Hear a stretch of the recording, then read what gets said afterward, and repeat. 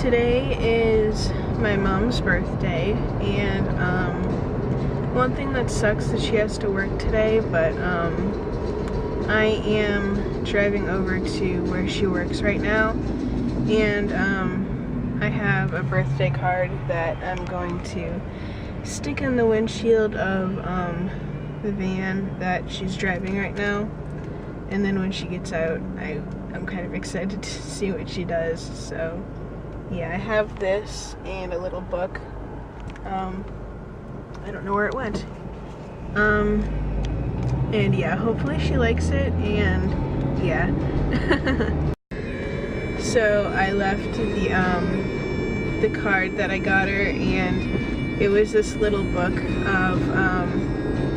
of like, it's like this T-Rex book or whatever, and it shows different things of the T-Rex, like trying to make the bed, or trying to cook, or trying to paint the wall. It's funny. So I got her that and stuff. What is going on up here? But yeah, I'm hoping nobody saw me because I put it on the underneath the windshield, or the window wiper, whatever the hell it's called. But yeah, I hope nobody saw me. One of the kind of random things that I've observed with at least women generally is when they do their hair, and like throughout the day, if they have like an itch on their head or something, they like smack their head. Like, I get that you don't want to mess up your hair, but you know how retarded you look by smacking your head when you have an itch on your head? You look retarded. Just go ahead and scratch your head, and you can kind of fix your hair when you go in the bathroom. I'm sorry, but you just look like an idiot when you're just smacking your head. Rant over. So I am really frustrated. Two completely different words. I'm completely frustrated right now because I had scheduled a doctor's appointment for today, and I thought it was at like 3 or 3:15, and I did leave the house early so I could be here by like 3:45, but I didn't get here to like right at 3, and I mean, they do ask you to be there like 15 to 30 minutes early to fill out paperwork, especially if you're a new patient. So I thought my appointment wasn't till like 3:15, like I said, which when I scheduled, the lady on the phone was like, oh, we have a 9 a.m., 11 a.m., 2 p.m., and like a 3:30 or 3:15. So I was like, I'll take the 3:15, figuring I would have to take the bus today, but Mom let me use the car. And I get here, and the lady says my appointment was at 2:45, which I'm like, okay, you know, I don't mind waiting until he has an opening because I don't really have any plans until this evening. And she's like, we don't have any openings for him for the rest of the day, so you'll have to reschedule. And I'm like, are you fucking serious? Like, I'm thinking this to myself, because A, the lady on the freaking phone said 3:15, which it's 3:12 right now, but of course I don't know if I misunderstood, I don't know if I didn't write it down right, but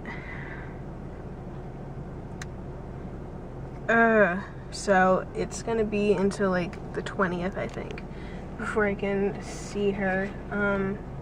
So I might go to a walk-in clinic for one of the meds that I need to start taking, so, which is what my therapist suggested if I can't get in soon enough.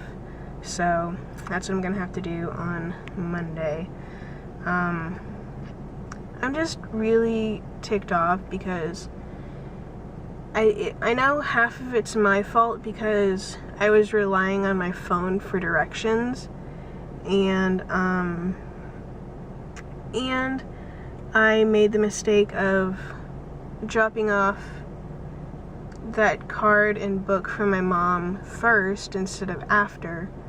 So I know part of it's my fault, and I think the other part of it's whoever it was I was talking to on the phone for scheduling, because I think the woman was half deaf, because I had to respell my last name 5 or 6 times, and she still spelled it wrong. Like, the last time I was like, okay, yeah, that's it. Last she repeated it to me, she said, "Is your last name Grissin?" is what she said to me. And I'm like, yeah, okay, yeah. Thinking like, oh, I'll just fix it when I get here. So, I mean, I said it to the lady when I walked in there. But, I mean, at least they have my insurance information and stuff, and I have the paperwork to fill out, so it shouldn't take too long when I come back.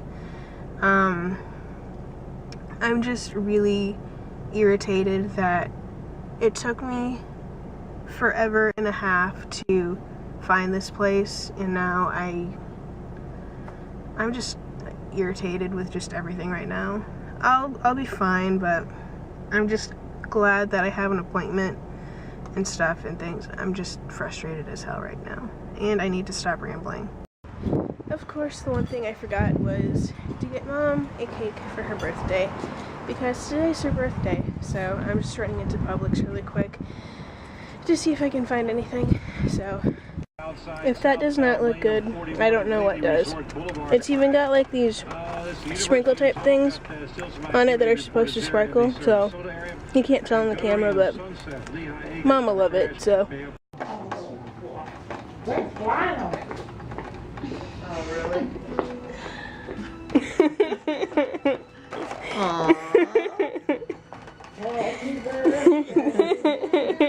That's so cute. I forgot candles. The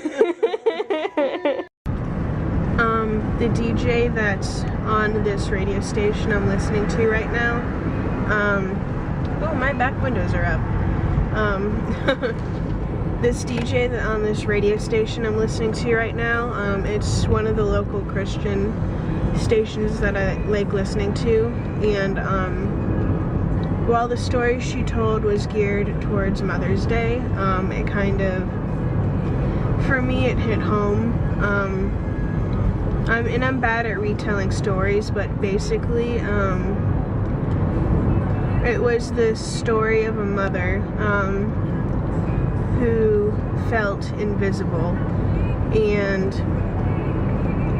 some days she just felt like hands. Mom, tie this, fix that, do this, do that. Other days she feels like a TV guide. Mom, what channel's the Disney Channel on? You know, things like that. And one day she was at a dinner with some of her friends, celebrating the return of one of their friends that had been in England for a few weeks on a business trip. And she was looking around this group of women, and she felt inadequate, invisible, like what she was doing didn't matter. Who was going to recognize what she ever did for her kids, you know, what she contributed to society? And the friend that had come back from England from this business trip turned to her and handed her this gift. And the mom was surprised that this friend had given her anything, because she didn't give anybody else a gift from this trip.